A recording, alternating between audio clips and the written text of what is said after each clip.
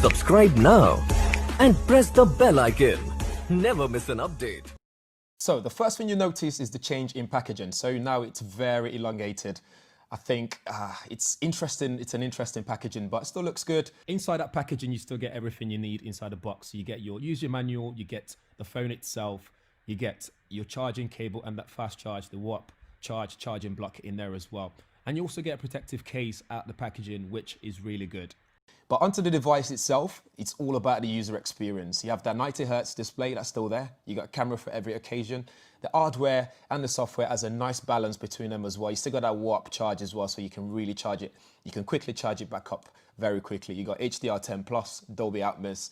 You now have fluid AMOLED display, which is 6.55 inch as well, and it's 1080p. But what's different here is now 2400 by 1080. So you get an increase in screen quality that's also quite good when it comes to refresh rate. So those gamers out there, you're in good, you're in luck for that sort of thing. You got that new aspect ratio as well, so it's now 20:9 instead of the 19.5:9. So it feels nice in hand. I like how comfortable it feels, and I like that flat display as well, because on the OnePlus 7 Pro, for me, that curved edges, I didn't really see the purpose of it. It didn't serve me any purpose. So the flat display is more than enough, and you still get that dewdrop display right at the top. You got SIM cards has been moved as well from the side to the bottom. When I asked OnePlus, they didn't really give me a reason as to why that is, but we'll find out more later on when we start reviewing the device. For processor, you got Snapdragon 855 Plus, but it's not the 5G.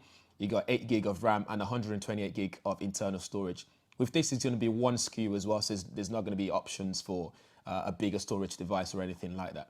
You got that E3 panel as well, which OnePlus says it's got 40% reduction in blue light emission, 27% brighter, and it can give you up to 1000 nits of peak brightness, which is pretty cool. It's dual SIM as well, and for camera you got 48 megapixel and a 16 and a 12, and that new camera array on the back as well with a flash, which is pretty cool. You can shoot 4K at 60 frames per second. And when it comes to battery, you got 3800 milliamp hour battery as well, so it's quite big and should last you all day.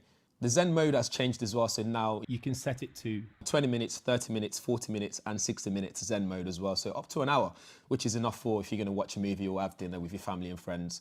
It means you're not going to be interrupted for an hour. You still got that optical finger reader there as well, which is slightly faster, which is nice. You got a new and bigger vibrator motor in there as well for haptic feedback and that kind of stuff, which is pretty cool. And this is going to be the first smartphone to ship with Android 10 out of the box, something that OnePlus are going to be shouting about. Back onto the camera again, the main lens is an IMX86 Sony sensor. It's half-inch sensor at f1.6, up from 1.7, and it's got optical image stabilization with 7-element lens. You got that 16 megapixel ultra-wide at 117 degrees field of view with 6 elements.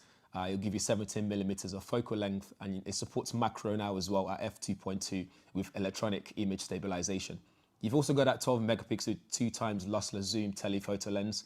It will give you 51 millimeters focal length, 6-element lens in there as well at f2.2, but there's no stabilization on this one. The selfie cam on the front is a 16 megapixel f2.0 and will shoot 1080p. You got that new focus motor in there as well in the ultra-wide sensor, which is really good, so you focus really quickly. You got portrait mode in ultra-wide and wide, and nightscape as well with ultra-wide is there as well, and 1x as well. When shooting video, there's a new dedicated super stable mode on as well, which combines its improved version of hybrid stabilization, which is really cool. When I was trying it, it feels really stable, but I would put up to better tests once we have that in-house to actually try out. It's running Oxygen OS 10.0, which is very fluid. There's no bloatware on there, which is very important. But overall, the new OnePlus 7T looks really good, and I think a lot of people would actually be purchasing this version.